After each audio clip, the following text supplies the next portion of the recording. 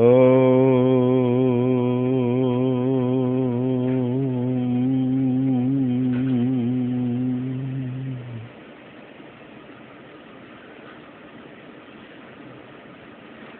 श्रोतागण,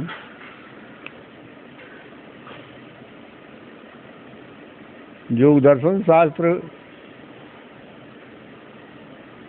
योग विज्ञान आत्मा के विज्ञान का शास्त्र है। उसमें प्रैक्टिकल के सूत्र दिए गए हैं। तो उन सूत्रों को समझने के पहले मैं थोड़ा इंगित करता हूँ।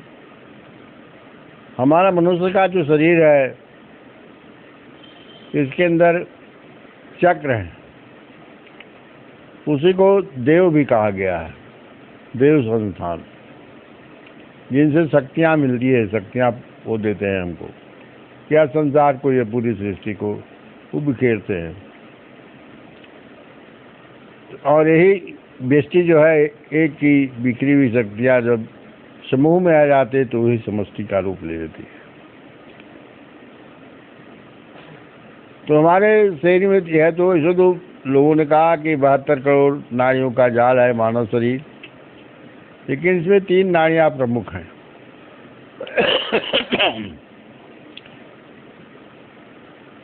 वह है ईड़ा, पिंगला और सुषुम्ना। मूलाधार जो कॉक्सिडियल रेडियन में है, वहीं से यह चलती है। और यह 4 ऊपर में नीचे से 2, मूलाधार में 3 चलती है। एक चक्र वहाँ पर है, दूसरा जो उसके ऊपर स्वाधिष्ठान चक्र में है, जहाँ ईड़ा पिंगला आड़े तिरछे, एक कोई इधर से चल रही, एक उधर से चल रही, मैंने सर्पाकार गति में, सर्पेंटाइन मूवमेंट इसका है। तो जहाँ जहाँ एक दूसरे को काटते हैं, उसी स्थान को चक्र कहा गया है। तो पृथ्वी तत्व के अंदर तो सारी चीज़ें हैं। पृथ्वी के अंदर 5 उपादान मौजूद हैं। उसके ऊपर चलते थे स्वाधिष्ठान चक्र है।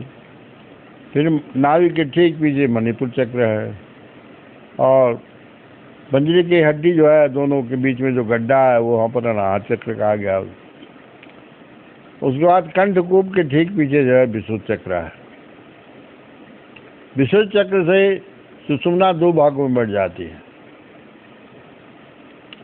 एक जो है हमारे जहाँ पर शिखा रखते हैं, ये हड्डी जिसको कहते हैं, ये कपाल की हड्डी जो है, पीछे और बगल से जाकर जहाँ पर बीच पीछे, वो वहीं पर जहाँ पर सहस्रार से जाकर लगी हुई है, लेकिन इसका मुंह बंद है। और सुषुम्ना का एक भाग जो है, वह हमारे आज्ञा चक्र में, आज्ञा चक्र कहते हैं। इसके पहले मैंने जिक्र किया है उसका। लाट मध्य, जहाँ पर ईड़ा पिंगला और सुषुम्ना तीनों मिलते हैं। ईड़ा और पिंगला बाएं और दाहिने नाक नासिका छिद्र से बाहर निकल जाते हैं। और सुषुम्ना नाड़ी हमारी सीधे जाकर ब्रेन में हुक की तरह लटकी हुई नीचे, जिसका मुंह खुला है। तो एक खट चक्र है हमारे यहाँ। इन्हीं चक्रों को भेदन किया जाता है। जब प्रत्याहार क्रिया द्वारा, जिसका उल्लेख हमारे यहाँ आया है वेदों के अंदर, इसका रिसर्च जो बताया है वो है उसको विश्वामित्र मुनि, जिसको आज हम कहते हैं कि गायत्री मंत्र। गात्र जो हमारा शरीर है उसको चलाने का, या इसके अंदर जो है सो जो मंत्रणा मिली है, वह इस तरह से है। पहले तीन चक्र की मंत्रणा मिली। ओम भूर्भुवस्सुः, यही थी। भूलोक, पृथ्वी तत्व, मूलाधार। हमारी चेतना जब बाहर से जो फैली हुई पूरे शरीर में, क्योंकि हमारा शरीर विस्तार है, यही 6 जोड़ है हमारे दोनों हाथों में और पैरों में। ये भी बाहरी चक्र हैं, जिन चक्रों से हम क्रियाकलाप करते हैं संसार में। हर तरह का कार्य यदि हमारे हाथ और पैर नहीं ठीक हो तो ये सब जोड़ है, इनको जोड़ कहा गया। तो इन्हीं को समेट कर जब हम अंदर चलते हैं, प्रत्याहार या हार जो है किए हुए पूरा, इसको हम उलट करके इसको हम ऊपर की ओर खींचते हैं। प्राणायाम क्रिया के बाद जब प्रत्याहार क्रिया की जाती है तो यही प्रत्याहार क्रिया का प्रैक्टिकल रूप है, कैसे कैसे हम ऊपर चलेंगे। तो भूलोक, मूलाधार चक्र, चेतना जब पैरों से होती हुई ऊपर आती है तो कान जाके उसको अभ्यास करता है एक साधक, प्रैक्टिकल करने वाला, कि उसको मूलाधार में हम ध्यान करते हैं। धीरे धीरे लाते हैं उसको मूलाधार पर घुमाते हैं मन को, और जब उसमें हमारी चेतना प्रवेश करती है अभ्यास करते करते तो भूलोक में प्रवेश करते, तो उसके बाद भूवर लोक है, स्वादिष्ठान चक्र में पहुंचती है, उसके बाद मणिपुर चक्र में पहुंचती है। तो ये भूलोक, भूवर लोक और स्वलोक, यही तीन की खोज पहले हुई विश्वामित्र ने, तो कोई 2 जगह पर गायत्री का मंत्र पूरा होता है। ओम भूर्भुवः स्वः तत्सवितुर्वरेण्यं भर्गो देवस्य धीमहि, भर्गो देवस्य, यही वरेण्य है, यही तक आया है। तब उसके बाद भर्गलोक है, अनाहत चक्र के बाद। तब फिर कंठकोप के पीछे जो है देवलोक, भर्गो देवस्य। तब ज्ञान लोक जो है लाट मध्य में जो ज्ञान लोक है, आज्ञा चक्र है, वहाँ पर यही खट चक्र वेदन है। हम अपनी चेतना को समेटते हुए जैसे जैसे ऊपर की ओर बढ़ते हैं तैसे तैसे हमारे भीतर की शक्तियाँ जगती हैं। तो मेरा कहने का मतलब यही है कि ये प्रैक्टिकल विधि है, प्रैक्टिकल है। योग जो है जिसको कहा जाए कि 90% प्रैक्टिकल है और 10% ही 10% ही इसमें थ्योरी है। थ्योरी के अंदर सच्चा ज्ञान है, उसको समझना होगा। गुरु लोग कहते हैं बिना गुरु के ज्ञान नहीं होता है, तो गुरु को मैं गाइड कहता हूँ, गाइड है। गुरु तो सचमुच में गुरु तो हमारे भीतर बैठा हुआ है। जब तक आत्मज्ञान हमारी आत्मा जो है वही हमारी गुरु है, हमारा गुरु है। तो जब तक, क्योंकि लाख लोग समझा दे लेकिन हम जब भीतर से नहीं किसी विषय को समझ पाते हैं नहीं तुम तो तब उसको हमारी रुचि नहीं जाती। और ही आत्मा ज्ञान कहा गया कि आत्मज्ञान ही सबसे बड़ा ज्ञान है। इससे अपने भीतर का शब्द सुनो। तुम्हारे भीतर गुरु तो बैठा हो लेकिन गाइड की जरूरत है। जब तक इसको समझाने वाला नहीं कोई मिलेगा तो हम इसकी विधाएं गड़बड़ा जाते हैं, और जो सिद्धियां मिलती है इससे उसके प्रयोग में हम उलझ जाते हैं। ऐसे पुरातन इतिहास पर थोड़ा हम नज़र डालते हैं तो देखते हैं कि देवों के गुरु जो थे वो बृहस्पति थे, और उसके बाद उनके भाई शुक्राचार्य तो थे, तो माया विद्या को ही उन्होंने प्रश्रय दिया। जैसे आज का विज्ञान जो है पाश्चात्य देशों में औद्योगिक क्रांति हुई और आज मैटर का साइंस इतना आगे बढ़ गया और हमारा जो विज्ञान है वो विलुप्त प्राय हो गया। तो आज हम एक विश्व को, एक मानव परिवार हमारे मुनियों ने तो सिद्धांत बहुत पहले से रख दिया, वसुधैव कुटुंबकम। तो वसुधैव कुटुंबकम कैसे हो? ये रचना जो है भगवान कृष्ण ने भी दी थी, इसकी कल्पना उन्होंने की थी। महाभारत, जिस महाभारत में कृष्ण ने अर्जुन को गीता का उपदेश दिया, उस गीता में भी वर्णन इसका आया है। गीता को लोग मनोविज्ञान कहते हैं, लेकिन मन का विज्ञान, और मन तो आत्मा हमारी है। आत्मा जब बाहर निकल जाती है पंचभूतों में रस लेना शुरू करती है, क्योंकि इस तरह पंचभूतों में 5 तरह के रस हैं। पृथ्वी जो तत्व है उसमें उसका गुण है गंध, गंध के लिए नासिका है। रस तत्व है, स्वादिष्ठान चक्र में रस है, तो रस के रस को चखने के लिए जीवा है हमारी। और मणिपुर चक्र के अंदर जो अग्नि का है वो है रूप रंग, उसको देखने के लिए हमारी आंखें हैं, क्योंकि आत्मा तो दृष्टा है, सुन कर देखती है, चख कर देखती है और देख कर देखती है। और जो चक्र है अनाहत चक्र है, जिसको वायु तत्व कहा गया है, तो उसके लिए हमारे चर्म है, ठंडा है, गर्म है, मुलायम है, कांटा है कि मलमल है, इसका ज्ञान चर्म से होता है। उसके बाद विशुद्ध चक्र जो है उसका गुण क्या है? ये आकाश तत्व है। अब इसका सुख लेने के लिए हमारे पास कान है, संगीत है, ये जो भी है जो हमको अच्छा लगता है उसको हम आकृष्ट हो जाते हैं। और उम्र के अनुसार हमारे शरीर में ही परिवर्तन होता रहता है। हर 7 साल पर विज्ञान ने भी माना है, क्योंकि मैं विज्ञान का विद्यार्थी रहा हूँ,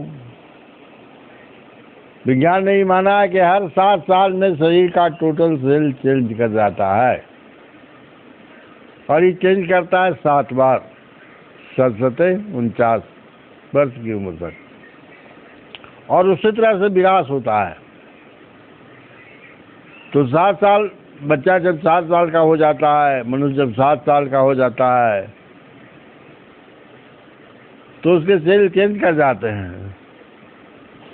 उसको कहाँ ऊपर खाना करेगा, कैसे खाएगा, क्या करेगा, ये सब उसे सिखाता है। और 7 से 14 साल की उम्र में स्वादिष्ठान चक्र लग जाता है, तब वहाँ पर उसमें भीतर प्रजनन शक्ति पैदा हो जाती है। इसी तरह से जैसे जैसे विकास शरीर का होता है, वैसे वैसे हमारे चक्र भी काम करना शुरू कर देते हैं। अब गीता में भी भगवान कृष्ण ने जो उपदेश दिया अर्जुन के माध्यम से, इस भारत को महाभारत बनाना था, उनकी योजना यह थी। महाभारत का अर्थ युद्ध नहीं हो सकता है, ऐसे युद्ध के रूप में बदल दिया है, इसका रूपक बना करके उस पर कहानी चली, वो घटना घटी, उसको एक पुराण बना दिया गया, महाभारत पुराण, एक इतिहास बना दिया गया। अब देखिए गीता में भी भगवान कृष्ण कहते हैं, जैसे कोई भी साधक है ये प्रैक्टिकल होगा तो हमको सुषुम्ना के अंदर आना पड़ेगा। तो शुरू में आता है गीता में कि धृतराष्ट्रवाच, तो धृतराष्ट्र कौन है भाई? तो धृत माने धारण करना, राष्ट्र माने राज्य। तुम्हारा राज्य कहाँ है? पूरा शरीर है। तो शरीर कैसे चलता है? मन के अनुसार। इसका मालिक कौन है? मन है। तो गीता का जो धृतराष्ट्र है, मन अंधा है, मन के पास अपनी आंख नहीं है, वो इंद्रियों के सहारे देखता है, सूंघ कर देखता है, चख कर देखता है, देख के देखता है, छू कर देखता है और सुन कर देखता है। तो इंद्रियों का सहारा लेता है। तो ये मन जो है ये भी अंधा है, और महाभारत का पात्र जो धृतराष्ट्र है वो भी अंधा है। अब उसका आगे कहते हैं कि धृतराष्ट्र उवाच, उवाचा शब्द है जिससे उर्दू मैंने ऊपर की उचार जाए, ऊपर की जो चीज में चर्चा है यही उवाच है, वाचा है नहीं है, उवाच है। मैंने जो आज तक समझा वह मैं आपके सामने प्रकट कर रहा हूँ, थोड़ा विचारणीय विषय है। अब कहते हैं धर्म क्षेत्रे कुरु क्षेत्रे संवेदा जुजुत्सव माम का पांडवा शैव किम कुरुवत संजय। तो संजय जो संयम को साथ लिया तो उसको संजय कहते हैं। ज्ञान के क्षेत्र में जो उतर गया, जो उसने पाया उसको, तो संजय हमारी आत्मा है। कोई भी साधक चलता है तो उसको कहाँ आना पड़ेगा? धर्म क्षेत्रे कुरुक्षेत्रे संवेदा, वहाँ पर जमा आना पड़ेगा धर्म क्षेत्र कुरुक्षेत्र। जो जुजुत्सु है, जो जिज्ञासु है, जो जो इस विज्ञान को जानने की जिसकी इच्छा है, लालसा है, जो रुझान जिसका है, उसको ही धर्म क्षेत्र और कुरुक्षेत्र में आना पड़ेगा। तो कुरुक्षेत्र तो बाहर हमारा बना हुआ है, हम देखते हैं कुरुक्षेत्र यात्रा करते हैं, वहाँ पर जाकर बहुत कुछ दान पुण्य करते हैं, स्नान करते हैं, सब कुछ होता है। लेकिन यह जो है हमारे स्पाइनल कॉर्ड में है, रीढ़ की हड्डी में, मूलाधार, स्वादिष्ठान और मणिपुर, ये 3 जो चक्र हैं, यही कुरुक्षेत्र, यह सब जीवों का खुला हुआ, पशु का भी और मनुष्य का भी।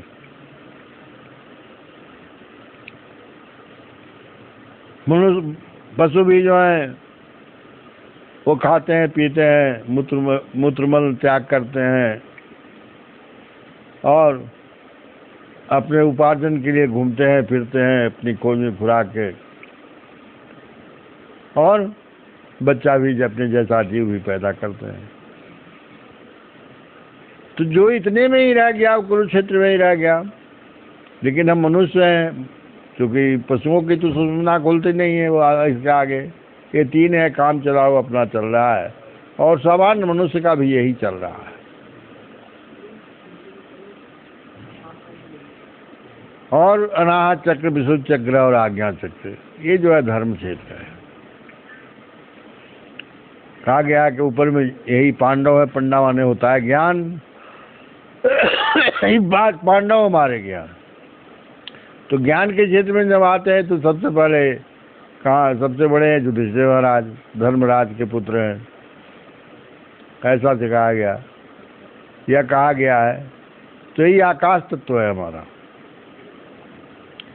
क्योंकि यह इसी आत्मा जो सत्य है, जो ब्रह्म है, उसी से उत्पन्न है। इसी आकाश तत्व या जो भी हमारे युधिष्ठिर हैं, वे ये सत्य लोक के भीतर आते हैं, सत्य भाषण में आते हैं, सत्य के निकट आते हैं। और उसके नीचे ही आगे अनाहत चक्र है, उनके बाद भीम भैया आते हैं, यही पवन देव है, पवन पुत्र हैं। स्पर्श ज्ञान हमको कहते हैं। तो ये धर्म क्षेत्र और कुरुक्षेत्र, धर्म क्षेत्र कुरुक्षेत्र, संवेदा जो जिज्ञासु है उसको आना पड़ेगा। यहाँ धर्म क्षेत्र और कुरुक्षेत्र की यात्रा करनी पड़ेगी। तो उसी में प्रश्न उठा कि माम का मन मन जो इंद्रियां हैं, जो सुख में बाहर दौड़ती है, भीतर नहीं आना चाहती है, ध्यान लगाएंगे ध्यान नहीं टूट जाएगा। तो माम का पांडवा सही है, साधक विचार करता है, वहाँ पर प्रयोग करने वाला सुनता है, देखता है वहाँ पर पंडा के ज्ञान के क्षेत्र में इसको ले जा रहे हैं। लेकिन फिर ये हमारी कामना जो है, कामना की पूर्ति में जो साई आदि है, उसमें चला जाता है। माम का पांडवा सही किम कुरु सुनती है। तो संजम हमको यही सिखाता है, प्रैक्टिकल हमको यही सिखाता है। हम यहीं से हम शुरू करते हैं, यहीं से शुरू हो जाता है। अब देखिए आत्मा जो हमारी है उसकी अवस्थाएं 4 हैं। तो इन चारों अवस्थाओं का विज्ञान थोड़ा जरूरी देना है, ये समझना है। वो कहा गया कि आत्मा को तो ब्रह्म कहा गया है, आत्मा हम ब्रह्मास्मि, लेकिन इसकी 4 अवस्थाएं हैं, जागृत, स्वप्न, सुषुप्ति और तुरिया। जागृत अवस्था जब हम जगे हुए हैं, जो हम देख रहे हैं बाहरी आंखों से, बाहरी इंद्रियों का जो भोग कर रहे हैं, ये जागृत अवस्था है। यह स्थूल शरीर हमारा है। स्थूल शरीर जो है यही जागृत अवस्था में, स्थूल शरीर पृथ्वी गुरुत्वाकर्षण के इफेक्ट में बना हुआ है। और जब हम साधना करते हैं तो फिर हम स्वप्न अवस्था में जाते हैं। ऐसे भी हम लोग स्वप्न अवस्था में जाते हैं कि शरीर को जब रेस्ट देते हैं, खाते हैं पीते हैं, रात में आराम से सोने के लिए चलते हैं, तो पहले स्वप्न देखते हैं। यही हमारा जो स्थूल शरीर है वह सूक्ष्म रूप धारण करता है, लेकिन ये शरीर की रक्षा भी उसको करनी है, लेकिन इससे विकार भरे हुए हैं, इसलिए वो ऊपर नहीं उठ पाता है। कभी कभी आप देखते हैं कि कोई हाथी खदेड़ रहा है, कोई सांप खदेड़ रहा है, हमको भाग रहे हैं, लेकिन हमको भागा नहीं जा रहा है, क्योंकि उसी सूक्ष्म शरीर को जो स्वप्नावस्था में निकलता है उसी को इसकी रक्षा करनी है। कोई कह रहा है कि हम का तुमसे कम है, सचमुच कम तो नहीं है, सच्ची बात है, कोई किसी से कम नहीं है। सबके भीतर वो सारी शक्तियाँ भरी हुई हैं, लेकिन उसको उजागर करना है, उसको उत्पन्न करना है अपने भीतर। तो हाँ, ये स्थूल से वो बना हुआ है, इसलिए उसको दौड़ नहीं होता है और लगता है कि ये तो स्वप्न था, ये हम तो जग जाते हैं तो देखते हैं कि नहीं, बहुत काफ़ी बेदम हो जाते हैं, भीतर में तुम्हारी नींद टूट जाती है,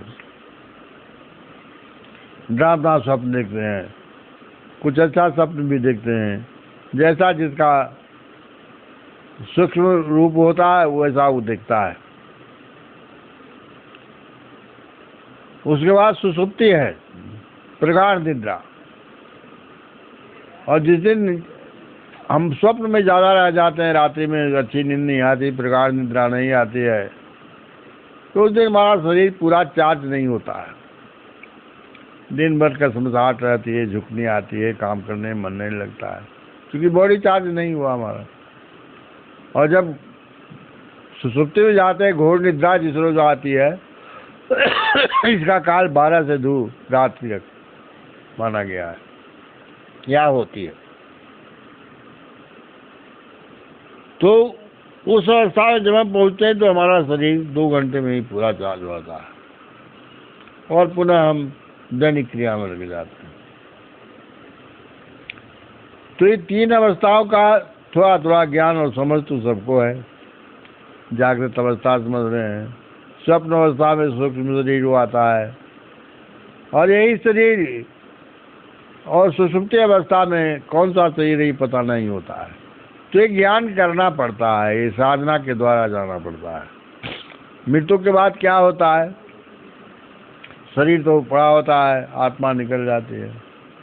तो इसीलिए योग को मृत्यु का ही विज्ञान कहा गया है। ये जो है आत्मा के भीतर सारे ज्ञान भरे हुए हैं। तो साधक जब चलता है तो स्थूल शरीर से जब वो ध्यान क्रिया, प्राणायाम क्रिया में या किसी क्रिया को पकड़ करके जब उसको चलता है, अंदर शरीर की आसन्नावस्था जब हो जाती है, उसके बाद प्राण का विश्राम शुरू होता है।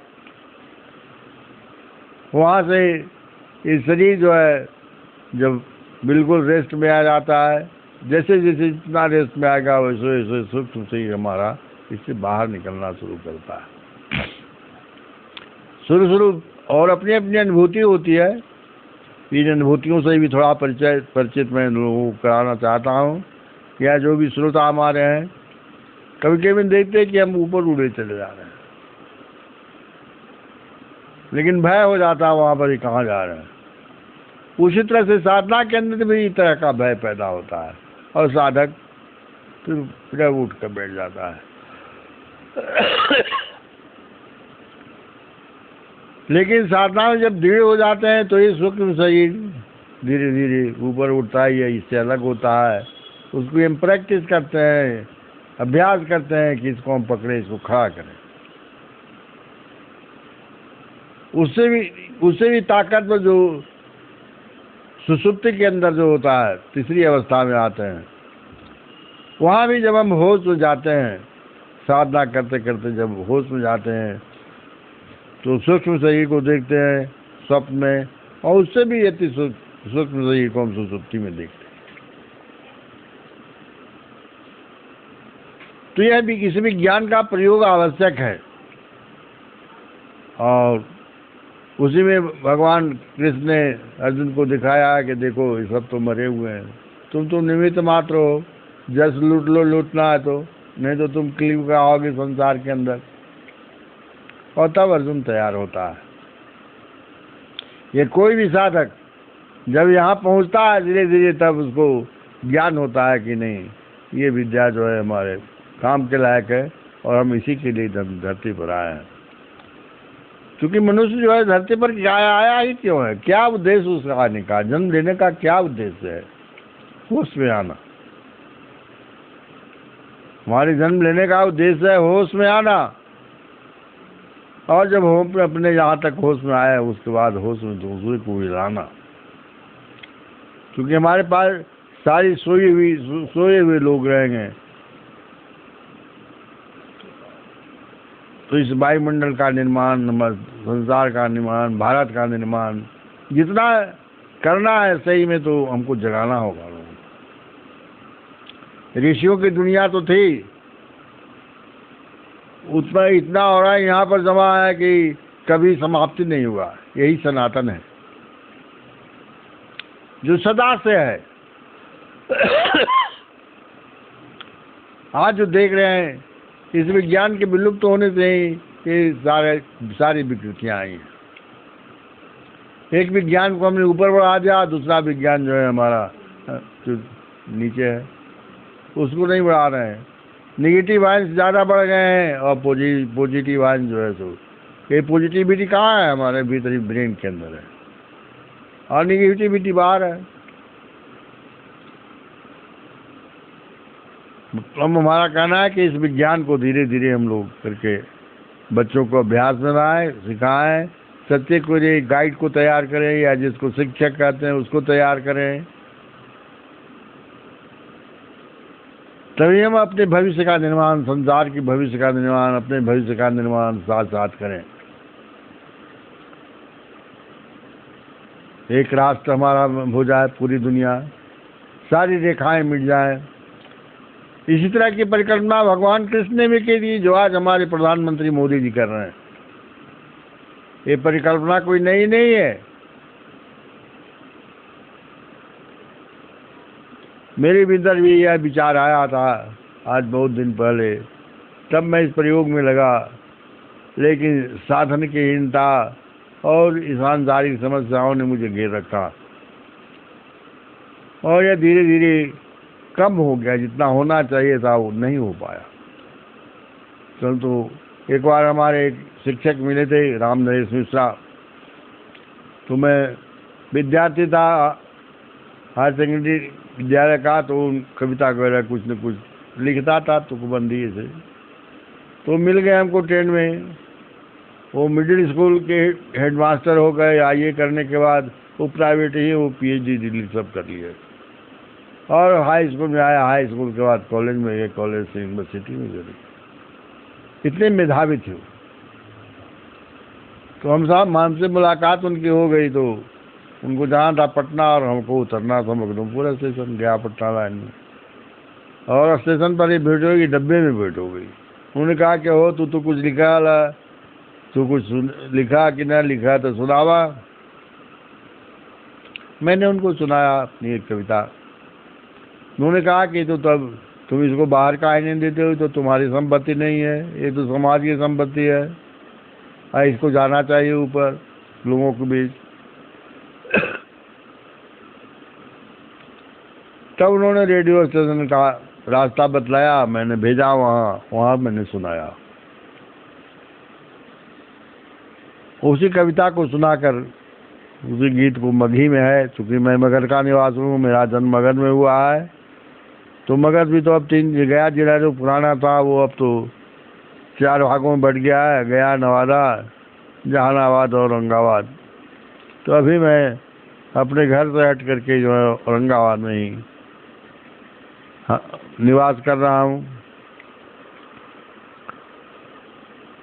एक कविता जो बहुत आज से 25 साल पहले पटना रेडियो स्टेशन के माघी कार्यक्रम में मैंने सुना था, उसी को सुनाकर मैं बंद कर रहा हूँ आज का जो भी उद्देश्य है हमारा कहने का।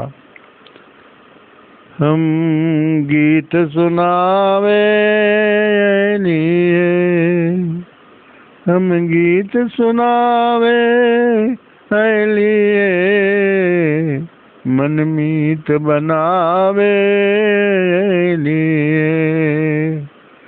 हम गीत सुनावे लिए, मन मीत बनावे लिए।